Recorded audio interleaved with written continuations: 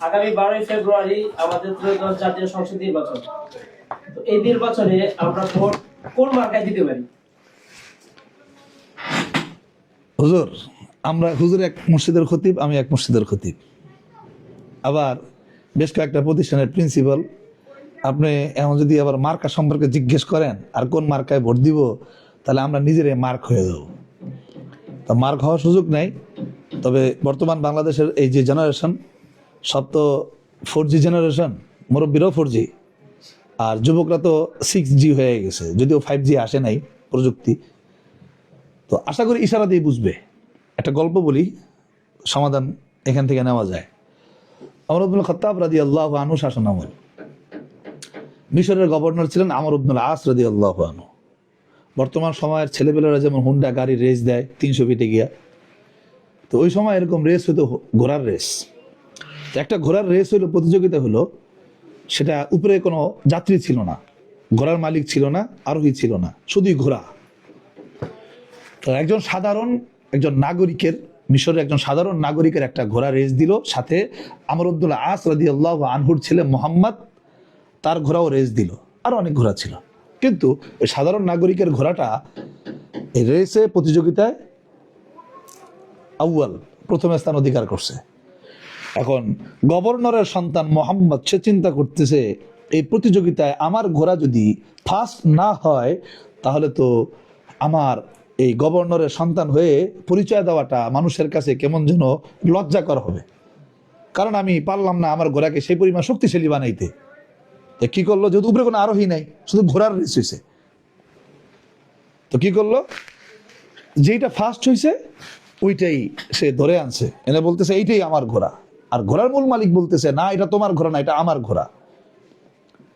তো মানুষের সামনে যখন সে বড় জোর গলায় কথাগুলো বলছে যেটা আমার ঘোড়া, তখন মোহাম্মদ বিন আমর ইবনুল আস কি করলেন, তার ক্ষমতা বলে সে তার ক্রোধ ওই সাধারণ ব্যক্তির উপরে খাটাইলেন।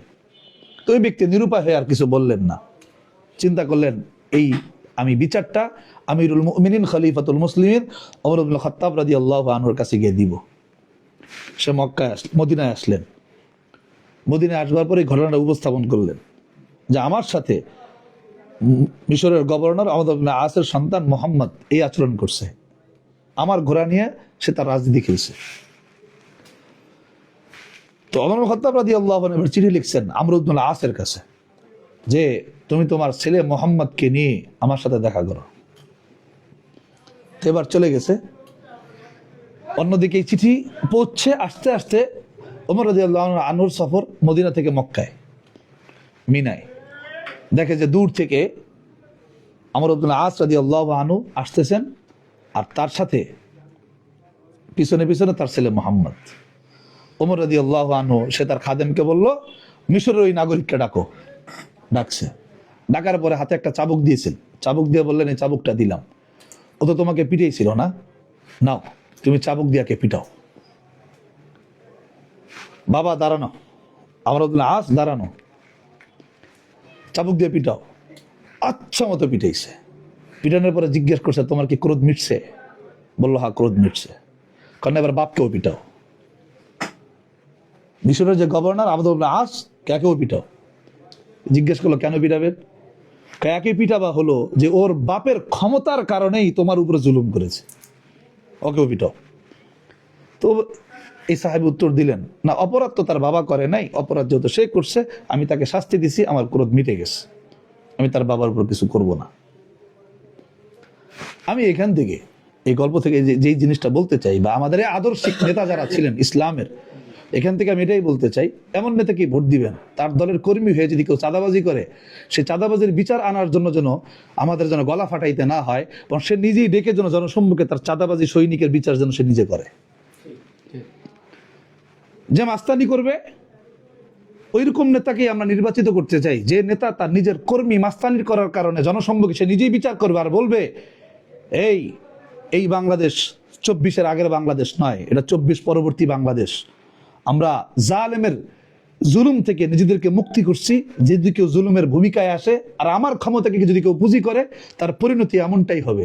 এরকম ভূমিকা যেই নেতা নিতে পারবে, সেই নেতাকে নির্বাচন করা এবং নির্বাচিত করা এবং তাকে সিলেকশন করা এবং সকলের প্রত্যেকের মূল্যবান মতামত দিয়ে তাকে জয়যুক্ত করা, এটা আমাদের দায়িত্ব।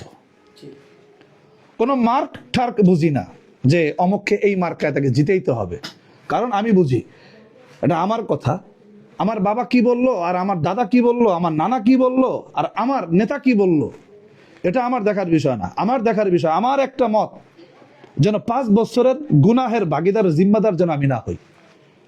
আমি এমন একজন ব্যক্তিকে মতামত দিলাম যেই ব্যক্তির অধীনস্থ ব্যক্তিরা চাঁদাবাজি করে, কার কারণে? তার ক্ষমতা বলে। এই প্রত্যেকটা চাঁদার পকেটের টাকা আমার পকেটে না আসলেও কিন্তু নুসরাত সহযোগিতা করছি একটা মতামত দিয়ে, এটার গুনার ভাগিদার আমি হব, এটার গুনাহের ভাগিদার আমি হব। যদি কোনো নেতা ক্ষমতা মানে কোনো নেতার কর্মী যদি দেখেন যে এই ক্ষমতায় আসলে তার কর্মীরা কি করবে, কর্মীরা ওইখানে এই ঝামেলা করবে, সেইখানে এই ঝামেলা করবে, ওইখানে মানুষ মারবে, এইখানে এটা করবে সেটা করবে, হাজারো অন্যায়, মদের সাথে জড়াবে, মাস্তানির সাথে জড়াবে, বারের সাথে জড়াবে, মদের বারের সাথে জড়াবে ইত্যাদি, এই সকল বাণিজ্যগুলো যা যা আগে আমরা চাই না এগুলোই হবে। আপনার একটা মতের কারণে, একটা মশওয়ারার কারণে, একটা মতামত দেওয়ার কারণে আপনি স্মরণ রাখবেন কোরআনের আয়াত, মান ইয়াশফা শাফাআতান হাসানাতান ইয়াকুল্লাহু নসীবুম মিনহা ওয়া মান ইয়াশফা শাফাআতান সাইয়্যাতান ইয়াকুল্লাহু কিফলুম মিনহা। ভালো কাজ এর জন্য সুপারিশ করলে যেমন করনেওয়ালার হিস্সা আপনি যেমন পাবেন, খারাপ কাজের জন্য সুপারিশ করলে খারাপ কাজ করনেওয়ালার পরিণতির একটা অংশ আপনি পাবেন। আল্লাহ রাসূলের হাদিসে তো আছে, আদ-দাল্লু আলাল খাইরি কাফাইলিহি, আবার ওয়াদ-দাল্লু আলা শাররি কাফাইলিহি, কল্যাণের প্রতি যে ব্যক্তি ইশারা দেয়, কল্যাণ করনেওয়ালার যেমন নেকি, ওই ইশারা দেনেওয়ালা, রাস্তা দেখায় দেনেওয়ালারও নেকি পরিমাণ সমান।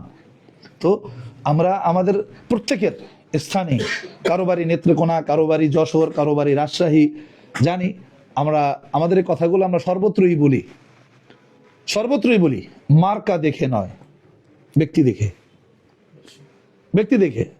আমার যে সকল যে অঞ্চলে আছে, আমরা মিরপুরে আছি, আরো এক একজন এক এক অঞ্চলে থাকবে।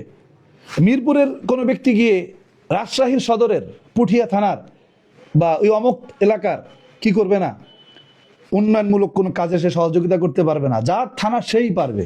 সুতরাং প্রত্যেকের এলাকার উচিত হলো ন্যায়পরায়ণ, ইনসাফদার, সিগারেট খায় না, বিড়ি খায় না, মদ খায় না, মানে পান করে না, কোনো নারীর সাথে অবৈধভাবে জেনার সাথে সম্পৃক্ত নাই, ইত্যাদি ইত্যাদি, কোনো অপকর্মের সাথে সম্পৃক্ত নাই, অথবা তার কর্মীরা অপকর্মের সাথে সম্পৃক্ত নাই, এমন ব্যক্তিদেরকেই নিজের আখিরাত এবং দুনিয়া বাঁচানোর জন্য নির্বাচিত করা। বাস এই কোনো মার্কা সম্পর্কে, যেহেতু আমরা কোনো দল করি না, কোনো রাজনৈতিক দলের সাথে আমাদের কোনো সম্পৃক্ততা নাই, কিন্তু হ্যাঁ ভালোর সাথে আমাদের সম্পৃক্ততা আছে। আমরা ভালোকে চিনি, ভালোকে সমর্থন করি। 24-এর অভ্যুত্থানে আমরা জীবন বাজি রেখে কথা বলেছি, আমাদের সন্তানদের কি হবে, স্ত্রীর কি হবে, আমাদের প্রতিষ্ঠানের কি হবে, আমাদের গদির কি হবে, আমাদের সম্পদের কি হবে, আমরা এগুলোর দিকে তাকাই নেই। আমরা এটাই তাকাইছিলাম যে এই দেশ জুলুম মুক্ত হোক। তা আমাদের মতামত যেন কোনো জালেম, কোনো নির্দিষ্ট ব্যক্তির পক্ষে যেন না হয়, আমাদের মতামত যেন হয় কল্যাণের পক্ষে, যাতে করে এটা আমাদের ইহকাল এবং পরকালের উভয়ের কল্যাণ যেন আমরা অর্জন করতে পারি। বাস এটাই আমার মত, আর অন্য কোনো মত নাই এই ক্ষেত্রে।